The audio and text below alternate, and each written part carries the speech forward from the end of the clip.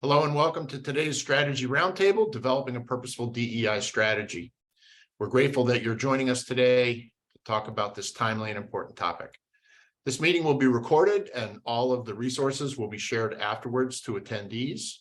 So keep an eye on your inboxes. You'll be notified when they're up and ready for you to access. Please put your questions in the chat as we go along and we'll address them at the end of the webinar. For those who didn't already sign up in the Google form, we'll also post that so that we can get your contact information. I'm happy to be here with you today. My name is George Edwards. I'm the Chief Accreditation Officer at the New England Association of Schools and Colleges. The host for today's roundtable is Dr. Christoph Ott. Christoph is a former Managing Director and Board Member at the Lausanne American School and Director of Quality Schools Certificate, a Swiss-based quality certification for schools. He has extensive enrollment management experience in international markets and guiding organizations to achieve long-term goals. He's skilled at introducing new and innovative ideas to the secondary education market and implementing them through empowerment, motivation, and inspiration. Christoph lives in Lausanne, Switzerland with his wife and his children. And it's my pleasure at this point to turn things over to Christoph. Christoph? Thank you, George. So my co-host today is George Edwards, who's, as mentioned prior, the Chief Accreditation Officer of the New England Association of Schools and Colleges, where he assists schools throughout New England and around the world in the process of continuous improvement by participating in accreditation. George was a public school educator in the United States, serving as a high school principal for over 20 years. George was the founding principal of several schools, including some explicitly designed around the NEASC standards. George lives in Snappy, New Hampshire, where he just got a lot of snow lately. So maybe quickly give you the inception story of why we're here in the first place. George was my host during the 2011 NEASC annual conference around strategic planning in times of crisis. And as we went through the exercise, not only did we have a lot of good chemistry just working with each other, we also realized that there's schools either will reinvent the wheel or they'll hire outside resources consultants to help them with all things around strategy. But there's no direct communication between schools around experiences and best practices. So that's basically why we started this whole adventure together with George, is to kind of get schools talking to schools around strategy and strategic topics or burning topics approached in a very purposeful, strategic way, such as the one of today. So before we dive into the discussions, I'd like to introduce our panelists. So we've got Eddie CARSON. So Edward is the Dean of Multicultural Education, a Senior Administrator at the Governor's Academy, and a leading organizer and activist in the Greater Boston area.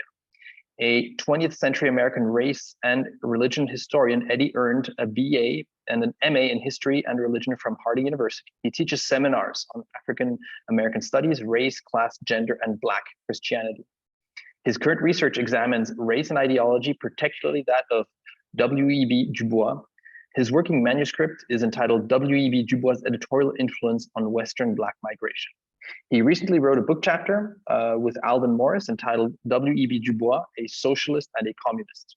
CARSON edits the Christian Century magazine then and now, and sits on the Christian Scholars Conference Committee on Race and Religion at the Lipscomb University. Joined by historians Philip Sintier and Gerald Corney, they published Socialism and Democracy in W.E.B. Du Bois' Life Throughout the Thought and Legacy. CARSON also published a text for students and teachers through North Publisher entitled Historical Thinking Skills. Eddie, thank you for joining us. We're really, really happy to have you here today with us. Our next panelist is Debbie KEIJNER, and I'm sorry if I didn't quite get that last name pronounced correctly. It's a Dutch last name. Debbie's passion is to build capacity in people. She believes we can change this broken world when we connect with those around us and learn together. That is why she works from an unshakable faith in the limitless potential of people to grow in capacities, applying planning, action, reflection cycles to learn and move forward as a whole. Debbie obtained a master's degree in medical biology and trained as a dancer and dance teacher while working in the field of education. In the field of education, she started working at the university, then switched to the Amsterdam Secondary Montessori School. Debbie has been accredited principal of a Montessori primary school for 7 years. She also co-founded Soul.com to transform schools and workplaces into purposeful communities. Being aware of the destructive and integrated forces we all face, Debbie is moved to contribute to social and spiritual progress at all levels. Debbie, thank you very much for joining us from Amsterdam. And last but not least, Kam CHOHAN, who is joining us today from Athens, which is a remarkably complicated place these days with a lot of unrest taking place right now. But Kam joined the ECIS in February 2018 as Chief Operating Officer and became Executive Director in August 2020. With an impressive background in education and leadership, Kam is a learning leader and brings insight, wisdom, and compassion to the role. She has demonstrated the ability to build meaningful, lasting relationships that contribute to personal and organizational development and improvement. Kam is a passionate educator and enjoyed lecturing in mathematics and business. She holds qualifications and experience in leadership and professional development. As an example of her commitment to student learning, Kam worked with the UK government's Behavioral Insights team to apply the nudge theory to improve students' outcomes on a national level. As Chief Operating Officer for ECIS, Kam demonstrated high aptitude for financial reporting, forecasting, analytical ability, scenario analysis, and financial implications of business and educational models. Kam is committed to social justice and equity through diversity, inclusion, and intercultural understanding in international education. Thank you very much for joining us. That being said, I would like to hand over the word to Eddie, but maybe a quick side note from George and myself, and maybe more from myself. The topic of DEI, or diversity, equity, inclusion, is one that is so polarizing, or has been so polarizing in my context. At LAS in Switzerland, this is something that became very, very, very pressing during the pandemic and during COVID. And I got the advice there from a member of our board, who's a head of school in the United States, called Jeff Paulson. And he said, this is a topic that has to be done in a very purposeful way, because if you do it with purpose, you have a really good chance of making a longer lasting impact, as opposed to just firefighting your way into smaller impact kind of things. So that being said, I'm very, very happy that today we're going to be able to talk about this in a purposeful, strategic way, because it is a topic that many, many schools have had to grapple with and will continue to grapple with. And we are at the forefront of change because the nature of international education is that we have a very diverse set of students that we deal with. So Eddie, why don't you get us started and share with us a little bit what your thoughts are, please. Thank you so much, Christoph. Welcome, folks. And as we delve into the conversation here, I think it's imperative that we particularly think about how do we center DEI. And we center DEI in the sense that all decisions should be made through a lens of thinking about diversity, equity, and inclusion.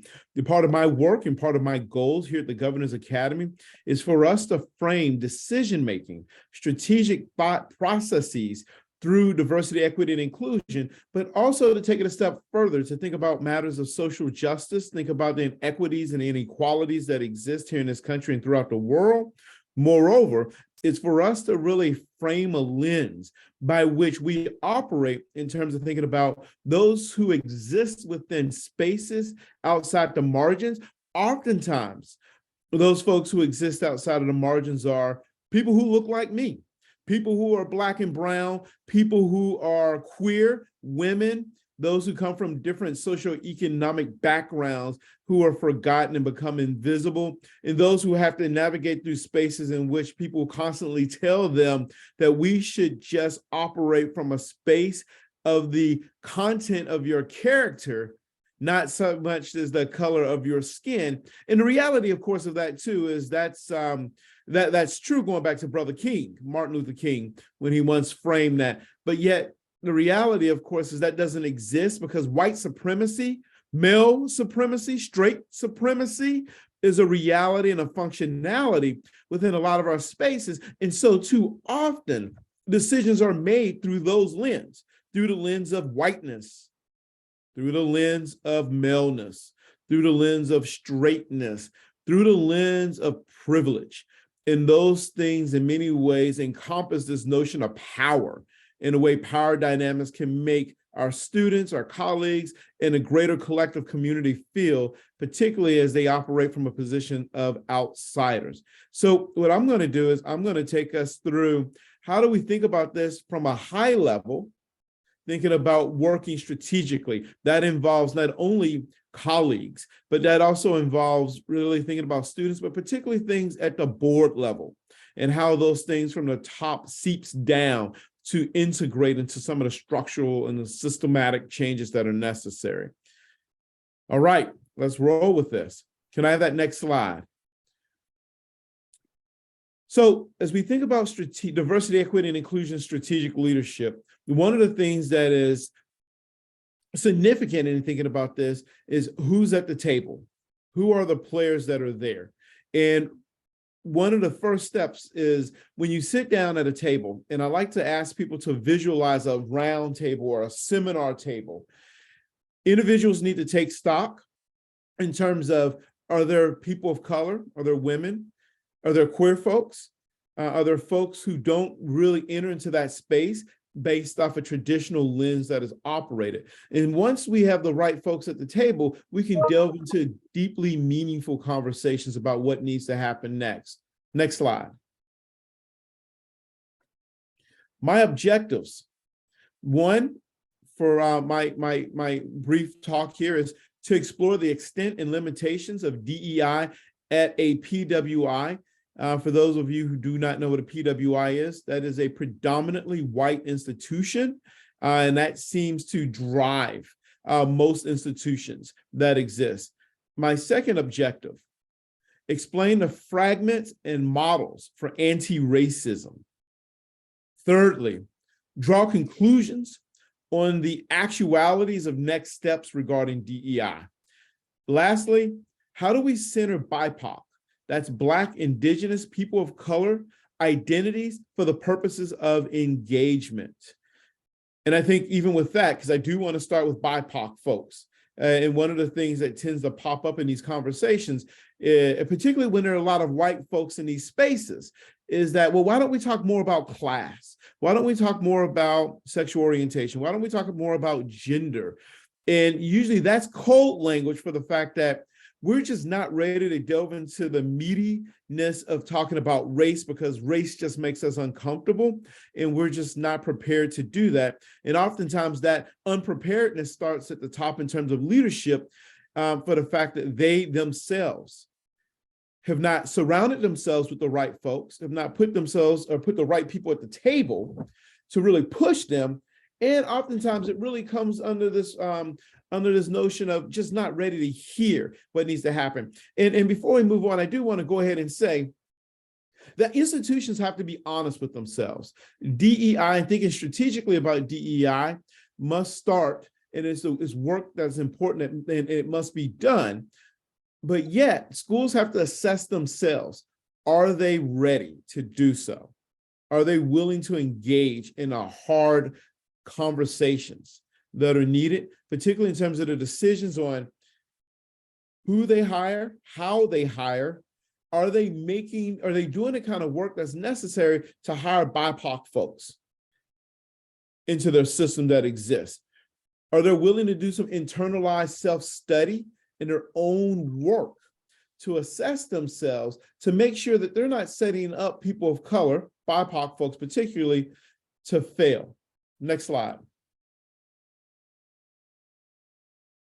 When we think about PWIs, predominantly white schools, and diversity, equity, and inclusions, what I did was I created this ideal model. These are pictures. One to the far left of my screen is the Governor's Academy campus. And then you can see a couple other campuses that are featured here too, in which we have this picturesque idea of what schools look like. And oftentimes people really think about schools as being this nice, safe haven for being homogenous. And when I say homogenous, that's the picturesque scene in which we're going to read the same kind of works, the same kind of books. We're going to engage in safe conversations in a way that does not really take away from the institutional mission. And again, everything should be mission driven. right? And that's something I'll come back to a little bit later, in the sense that if the mission is not really inclusive for all folks, particularly people who look like me, then institutions are already getting off to the wrong start. You know, predominantly white institutions, the way they're framed right now, particularly where I'm at in New England, is that many schools have moved towards hiring people such as myself, the dean of multicultural education, to do the work. But yet, when we get into these places, we're abandoned and we're left alone. That is Eddie Carson's job, to fix and to solve these problems, to think about programming, to think about policies and structural patterns. It's Eddie Carson's job to engage in conversations with different people, to inform them of the need for of what I would call systems changes that are there. The reality is, sure, that's part of my job. But yet the reality, of course, is that is the entire institution's job. If everyone is not involved, everyone from the head of the school, the head of the institution, to the department chairs, all the way down to the custodial staff, dining hall service, campus security, if everyone is not equipped, trained, and engaged in these kind of conversations, the institutions are really looking in an opposite direction, and they're not ready to move forward in terms of the hard work that's necessary. Next slide. So oftentimes, being a person who's been in boarding schools for 10 years, I like to think about schools. And I like to think about schools, what I call the ideal and a fiction. If you think back to the previous slide, the picturesque campus, the green lawns, the beautiful buildings, the number of resources that are there, one of the things that you'll find, of course, is the fact that there's an ideal notion of what school and campus life should look like. I like to think about John Knoll's book, A Separate Piece. It's a work I've read a few times, and a beautiful piece. As dark as it deals with, in many ways, some of the social emotional aspects of institutions, which is a part of diversity that we need to think about, to the John Keatings of the world. And John Keating, this romantic, this fiery professor at this boarding school, in which he wants to challenge his students to think in a different way. And of course, thinking a different way means, how do we move an institution from the norm to now you've invited us in? This dates back, when we think about higher ed and some other secondary schools, back to the radicalism of the 1960s and the 1970s, particularly when people start to think and frame things such as multiculturalism. Students start demanding the fact that we need more Black instructors on campus. We need more Black studies. We need more Black affinity groups. We need spaces for women to think about their bodies and their souls and their lives. We need to operate in a space that's much more internationally inclusive and move away from the American notion of exceptionalism, because again, there's falsities that are embedded into those things too. And that really came to fruition during the summer of June 2020, right after the killing of George Floyd, when a cop put his knee on George Floyd's neck. You saw a number of institutions raise their hand, and they started saying, "Oh my goodness, did you see the videotape of that brother being executed in public?" And people who look like me start claiming there are 4, 5, 6, 7, there are 8 other videos of this criminality that's taken place over a period of time. And yet what we saw is white spaces, predominantly white institutions, react in a way and say, we need to hire more people like Eddie Carson. We need more consultants. We need to think strategically. And this came about because on social media, students started posting things such as Black at Govs or Black at, and you put in the school, listing all the microaggressions and experiences they faced. In the chat, and for those of you who are listening, wonderful book titled Microaggressions in Everyday Life, Race, Gender, and Sexual Orientation by Daryl Sue. It's a wonderful piece that really delves into that a little bit more. Next slide. Schools operate oftentimes as mirrors and windows, and we want schools to be that way. We want students to be able to look out into the world and see the vast array and diversity of the world that's there. But yet, students and colleagues need to be able to look at themselves and see themselves in a school, whether it's simple things such as, is it just white men hanging on walls? policies that have existed under the norm of tradition, and that's just the way it's been. And so that creates a semblance of distortion that's challenging. Next slide. So when I think about strategic work, a different approach to DEI leadership, I think about this quote here: small is good, small is all. The large is a reflection of the small. And starting off in a base of an institution with some of the small elements here, they can essentially propagate throughout the entire embodiment of the institution to bring about systemic changes. Small things such as, do you have a DEI officer? Does that DEI officer come with an office, a team of people, with the resources and with a mandate to bring about changes so they're not left alone in really fighting against an uphill system of resistance that's there? Next slide. So we think about small is good, small is all. We think about things such as fractals, and fractals are like patterns. And there are never-ending patterns. Fractals are infinitely complex patterns that are self-similar across different scales.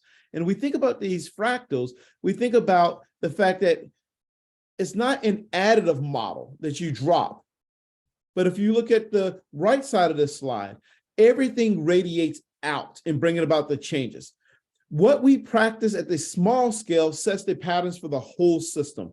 Meaning that what we practice in a classroom that has to come from the top down leadership allows for the entire embodiment to change. Next slide. Fractals. Why microaggressions matter. Fractal models, the way each microaggression sends a message to the community about who matters, who belongs, and who is held accountable, are always key. And how do we hold on to that? Next slide. Why microaggressions matter? This is why. And I want to just say this as I come to a conclusion here. Next slide.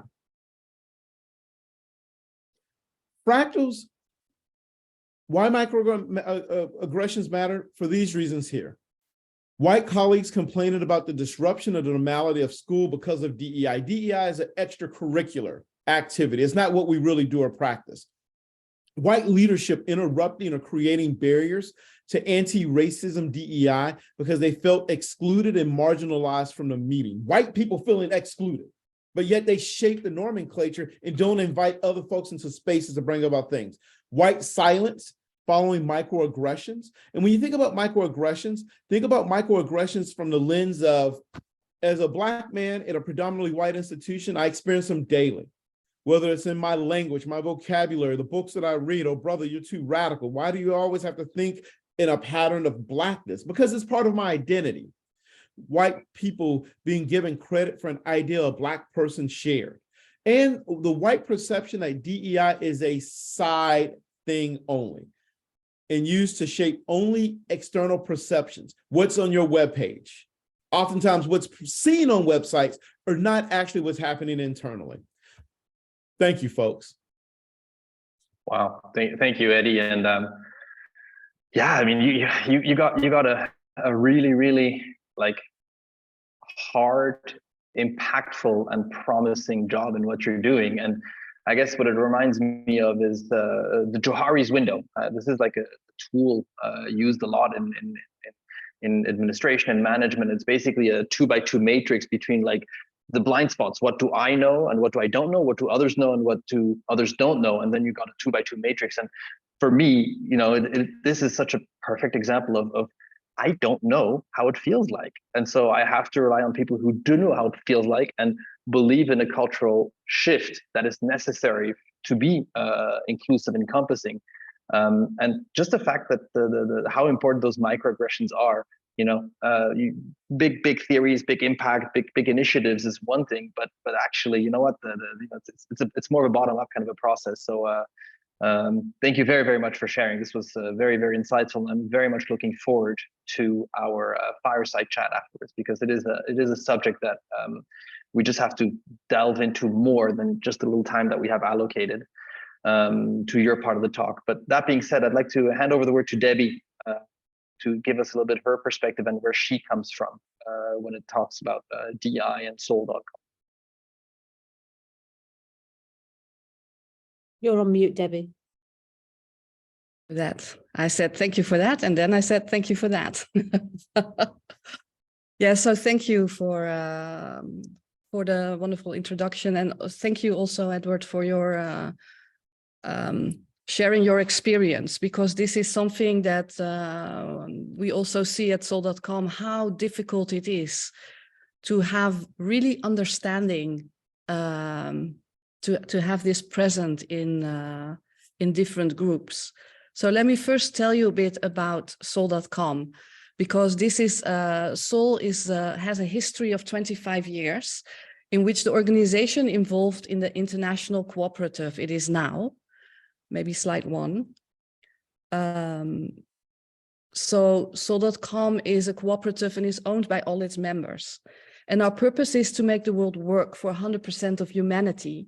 And so 100% of humanity means all colors, all races, for all the people with whatever specialties or whatever they have, because in the end, we're all human. And we actually want to do that in the shortest possible time through spontaneous cooperation without ecological damage or disadvantage to anyone. And we took our purpose from Buckminster Fuller, who really described in his book very beautifully how the world could look like when this is actually the case. And it's a bold purpose, and it's a necessary purpose. If we cannot make this work, actually, we do not have a world anymore. Well, the world will still exist, but humanity will cease. We really need order in the things that we are doing.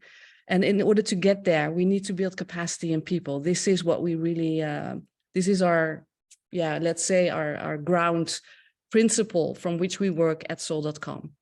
So it's not about skills, it's not about abilities, but it's also about insights and knowledge, quality and attitudes. And slide 2. And this is the question that we have focused upon. How has race impacted your life? How often do we actually ask this question? We know that racial inequity is wearing heavily on the consciousness of the whole of humanity. It prevents many of us to have a meaningful life because in that way, it kind of deprives humanity also from these unique contributions. So uprooting racial inequity from the fabric of society is not an easy task, because it's deeply rooted in the society that we have created together. And I was at a lecturer in Amsterdam, and I forgot her name, but Panesha from Zimbabwe.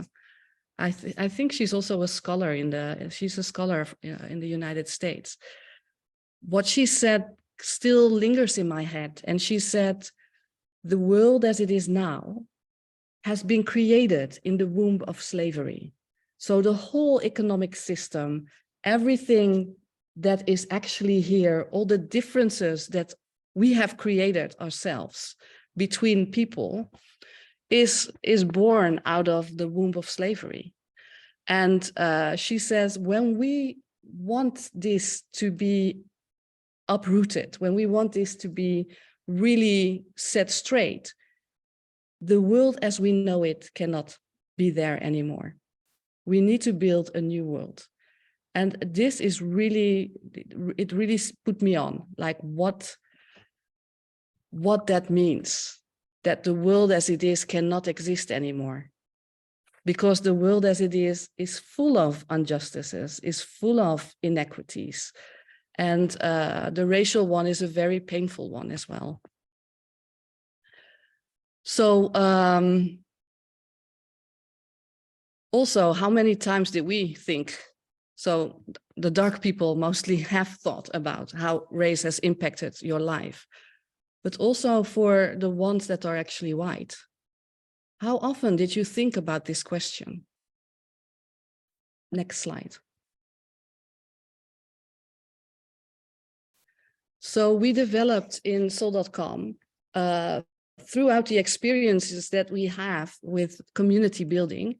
As soon as you want to build a community, you come into all these different inequities, and the racial one is a very painful one, and one that needs an answer in a process. You cannot change it overnight. And as we are really into community building and capacity building, we thought, okay, what is it then that we need as humanity that helps to get humanity a little bit closer to equity? And we have called it unity in diversity, because it is really, if we can think in the oneness of humanity, if we can make that mind shift, all of us, then actually we need to, then actually diversity is beautiful.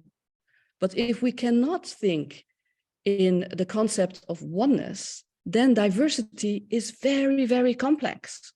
We have many different people. We have many different opinions. We have many different preferences. So diversity without unity is really fragmentation and chaos. So what is it that unites us?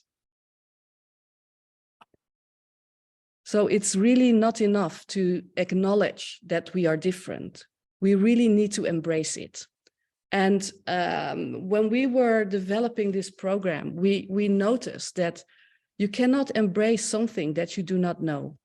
So our program is really kind of focusing on to be able to have this truthful conversation amongst us about the question, how has race impacted your life?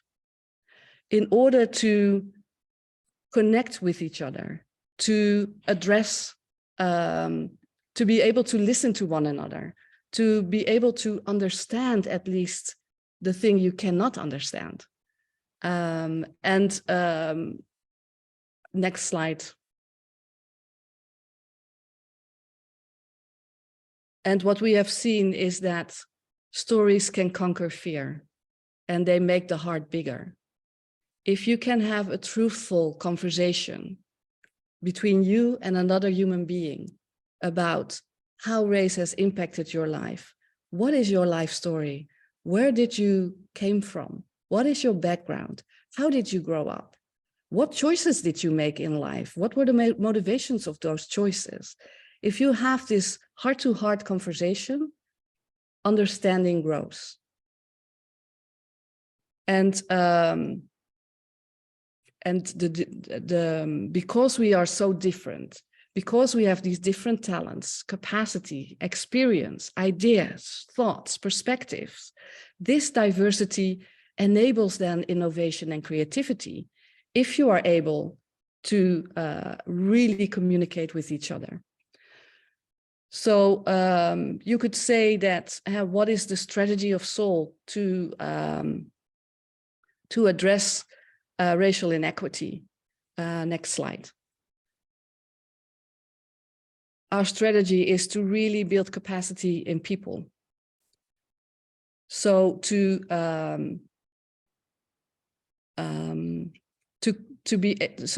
build the capacity to be able to create relationships that are built on trust, to build the capacity to have meaningful conversations. How good a listener am I actually? Can I actually share about my deepest feelings? Can I give words to it? What language do I use? So these are all capacities that need to be developed, but also qualities, human qualities, the quality of humility. Can you just listen to another person and not solve whatever problem you think the person has? Can you just be there and see the other in the eye and listen and say, hey, wow, I didn't know this from you. So I have to speed up. So it's really a learning process in which actions, communications are aligned, and we're really able to talk one-on-one with each other. And it seems like we have we have forgotten this. I just want to go to the next slide. And this is, these are things that participants say after the course. So this is, I have learned to listen, to understand, instead of coming up with solutions. Maybe next slide. Can I get the next slide? Another says, my process has just begun. Thank you for helping me see my privilege, duty, and flaws in order to play a role in this cause. And another one said,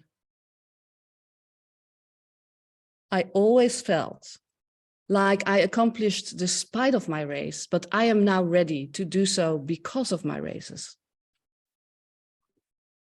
Next. I have become convinced that the experience and vision of the unity of mankind is essential for peace, even to prevent a complete breakdown of human societies. I feel this requires an active attitude that goes beyond friendliness towards all people. So what does that mean, to go beyond friendliness towards all people? How do we do that in our daily lives, right? Next. In biology, I learned that there is no defined race in humans. I strongly believe that it's true.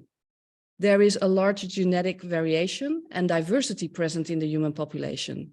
But practically seen, I believe that we are all one. And the last one.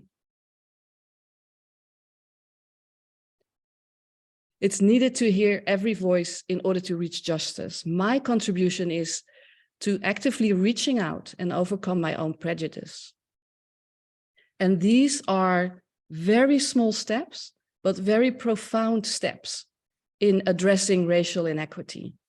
If we would all go consciously step into this process of addressing it, of listening, of mentioning, being the ally, instead of the bystander, we can achieve a lot.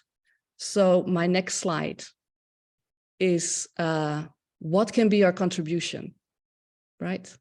And so in order to kind of help you start with these conversations, there are two PDFs that we will send along with the resource list.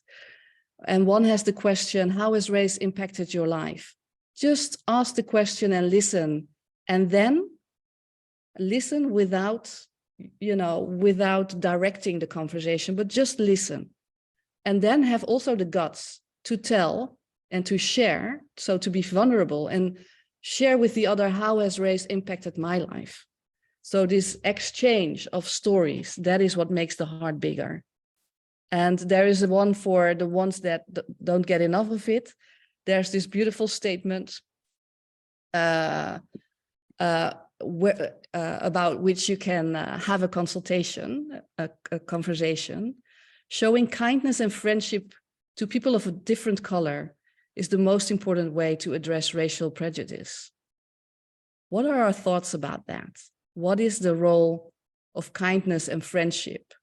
And what is important in order to address racial prejudice? So maybe close my already a bit extended presentation with the last slide, which is, I think, a beautiful one. Change in mind becomes change in deed and change in the world. When consciousness is expanded, so is the potentiality for action. So don't come with rules and regulations. This is all surface. It won't change anything. What can we do to change our mind and our consciousness in order to address this issue? Thank you. Wow, Debbie, thank you so much. And it is such a vibrant topic that it's kind of almost inevitable that you get carried away by your passion. So I'm sorry if I had to rush you a little bit Okay. with regards to time to make sure that Kam has enough time. But I think one thing I want to take out for myself out of what you said is last year I completed a training as a coach, and I think the biggest gift I received in going through that training is the ability to hold space.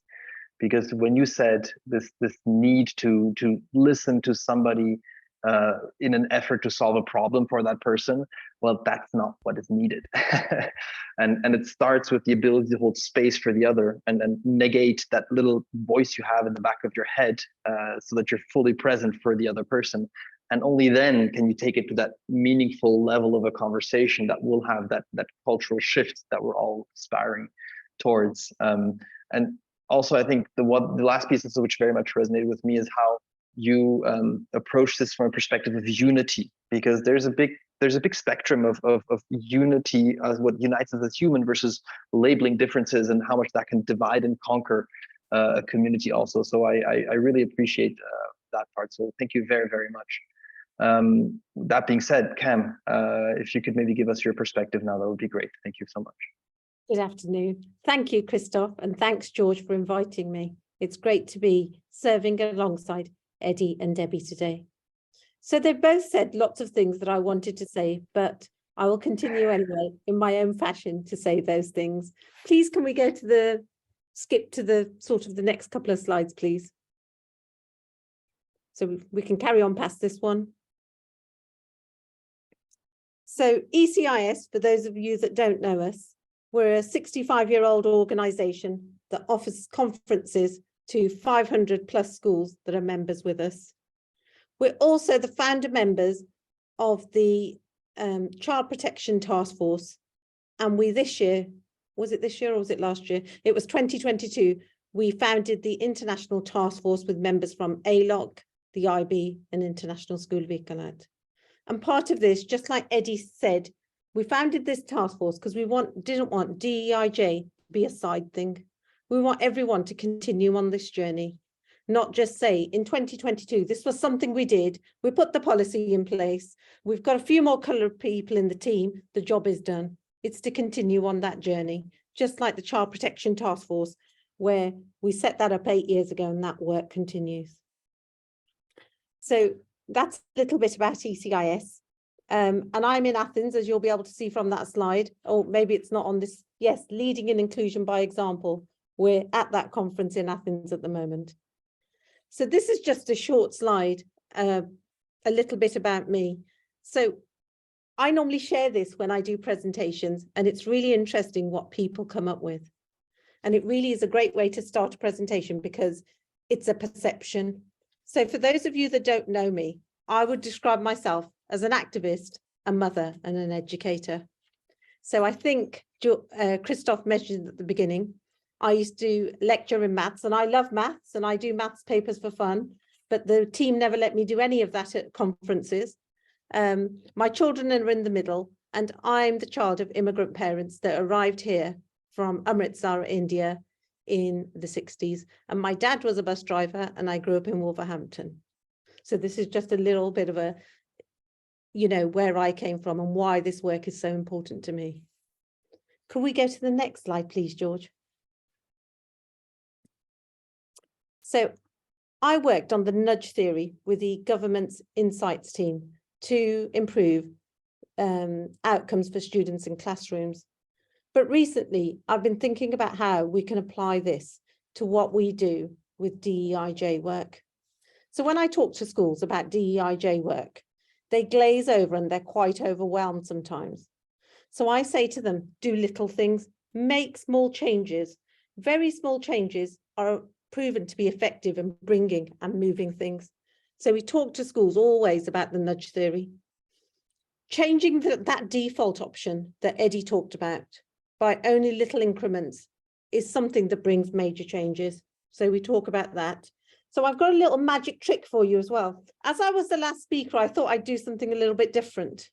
So I want you all to Google DEIJ. That is diversity, equity, inclusion, and justice, DEIJ. So tell me when you've got an answer. So just put in DEIJ and then Google. So the first thing that will come up will be the description of what that means. And then just look at a couple of the ones that are further down.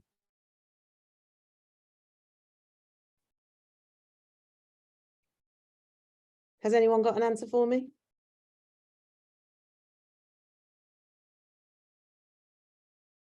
Is my friend Laura got an answer? Hello, Chrissy. Hey, Cam, I'm confused what you want. Do you want the definition that came up, or do you want what came up underneath it? Yeah, what comes up underneath it? Or a Okay, couple for of ECIS. So Thank you. in my, it just keeps coming up ECIS. So whoever's got ECIS, can you click on it to make sure the magic trick keeps happening? So not only do I talk about the nudge theory, I don't know if I've told you, but ECIS is a small organization of 8 people. We've been doing this work now for some 2.5 years, and a couple of our schools called us up, one from Ghana and one from Washington, to tell us that if you Google DEIJ, ECIS is coming up very near the top 1, 2, or 3. So when you do those little bits of work, I can prove and evidence that changes do happen. Could you please go to the next slide for me, please, George? Thank you. The other thing that really matters is representation and real representation.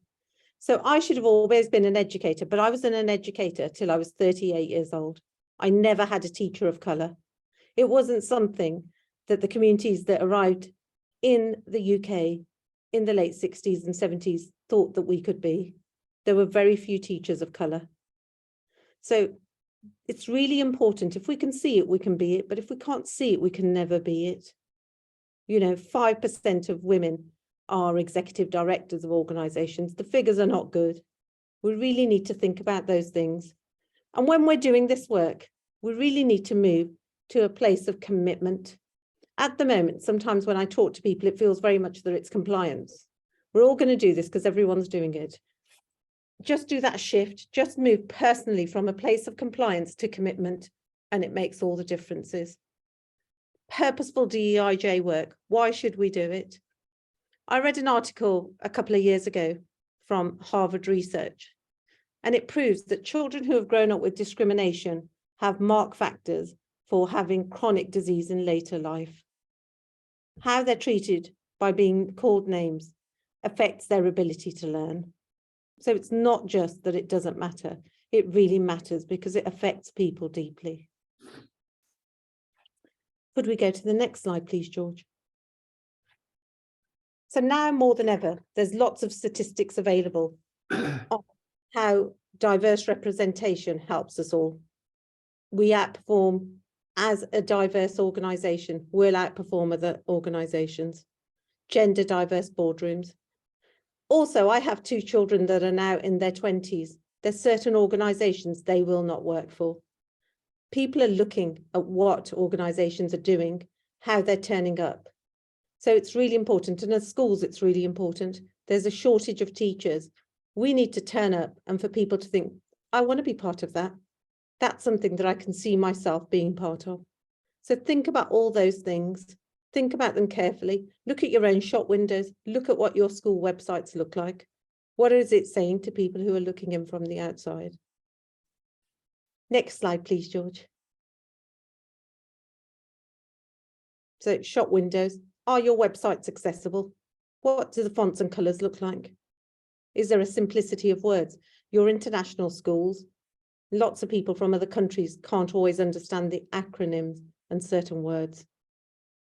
Your representation and the representation on your website, is it a true representation of your organisation? I went to a conference recently and there were 450 people there. I was the only Indian woman there. That's 450 people. And if somebody can do that fraction and send me the answer, I'll be very happy. But you know, that's a tough space for me to be in. And it's a tough space for people like me to be in. Could we move to the next slide, please? So we can carry on past this because we're not going to explore our websites today. So George, could you play this short video for me? I believe I've sent you the link. Thank you.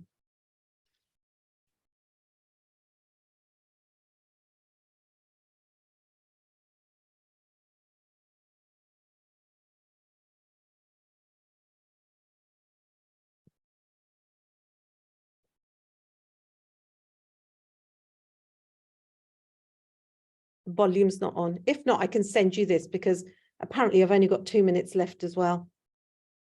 Sorry, George, can we just go back to the slides and I'll send the video in a link? Sorry, it's a really great video. I know that people are really threatened by white privilege, but this guy really makes it easy. Can we put the thing in the thing? And I think, Kam, if I may just quickly remind you, I've been posting things in the chat, and I will post the video in the chat right now for people to look at it. And this will be shared afterwards with the slides with everybody. There's a whole extra list of resources that Eddie especially has shared with me that is worthwhile to look at in your own time. So I'll put this in the chat right now for people to look at. Thank you very much. Thank you. And I only have 2 minutes left. Did you put that in the chat? Was that for me or was that for someone else? That was a private message indeed. Okay, George, next slide, please. Think about as well, what's important to you have in your organizations and what are nice to have. You know, top engineering colleges, top universities. My parents didn't know what a Russell Group University was. I was never going to be able to go to a Russell Group University. Really think about the story. Really listen to people who are different. And just like my lovely colleagues, Debbie and Eddie said, don't find the solutions for them. And so when you're trying to change things in your organization, don't be fishing in the same pond with the same tools and expecting different results. Think about what's a nice to have and what you'd really like to have. Next slide, please. So if you do manage to employ some wonderful people who are different, think about their journey. Do they know everything? You know, should they be the leader on everything? Don't put that burden on them. Again, we'll share these slides so you can read this a little bit more in depth because it's quite interesting and I've seen it happen in many places. So these comments are also something that happens. When I took over as executive director of ECIS, 2 people said to my face, oh, it was time for ECIS to play the diversity card. So think about how that affects people. Think about, is that true? Okay, next slide, please. Support the people that work with you. Give them some time, give them space, give them resources. Think about their self-care. We can move to the next slide, please, George. And be authentic in what you do. Be really purposeful and meaning in what you do. You know, if it's Ramadan, think about where you are. Do they need coconut water? Do they need dates to break their fast? Look after each other. Again, coming back to what Debbie said, we're all connected by one thread. We're one people. The complex things that are going on in our world today, it's not about individual ambition. It's about working together. And that's the only way we'll overcome all the things that we're trying to do. These are some book recommendations. So one of the other things I want to say to you is research, read all the time. My grandmother's hands, I read that recently. It just made me think so much more about what's happening. You know, don't just assume we know everything. And I say this to people like myself and all the people that have had these life experiences.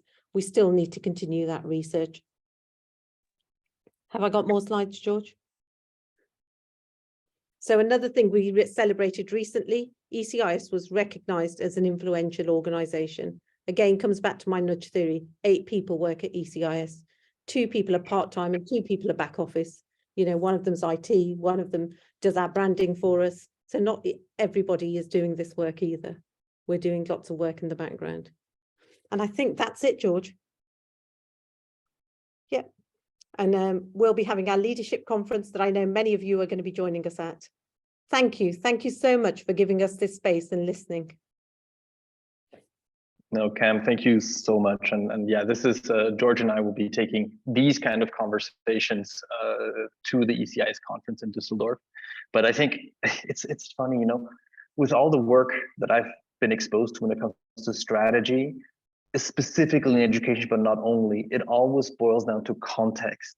And context is what? It's culture, it's community, and it's the little things, and even more so leaning into the discomfort of something that you don't understand, like from my perspective of the DEI, leaning into discomfort and being authentic and vulnerability. Somebody quoted Brene Brown, which is an author I'm personally a huge fan of, is, you know, that the courage it takes to lean into that discomfort is the kind of thing that makes communities move forward and makes you grow as a person too. So I'm very, very grateful for the panelists having shared their insights on these things.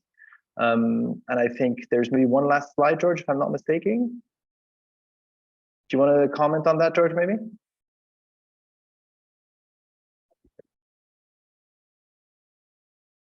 Yes, I had to unmute. I'm sorry. So I guess, first of all, I would just like to thank all of our panelists. What a terrific perspective, and we really appreciate you sharing it with us. We'd like to thank everyone who joined us today. Again, this information will be available. We have a recording that we've made, and we also have resources. We always like to continue the conversation. Christoph will be at the Swiss Group of International Schools Conference next Friday, March 24th.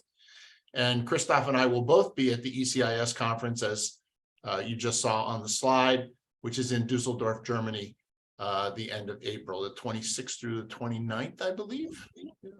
Yes, it is. Yeah. So we will be having our strategy roundtable live on Friday, April 28th. So if you're at ECIS, we would love to see you. Our next strategy roundtable will be on May 17th. The topic will be adaptive strategies towards real and perceived barriers to university acceptance. And we have a really terrific panel that will be joining us. So on behalf of myself and Christoph and all of our panelists, we'd like to thank you for joining us today. We hope that you'll stay for the fireside chat, which will be following us immediately in just a few seconds. I'm going to have to sign off, but we hope that you'll be able to stay and have an opportunity for a conversation with our panelists during the fireside chat. So with that, thank you to Christoph, thank you to Kam and Eddie and Debbie, and we look forward to seeing you at ECIS, at the Swiss Group, Christoph, and at our next strategy roundtable on May 17th. Thanks, everybody.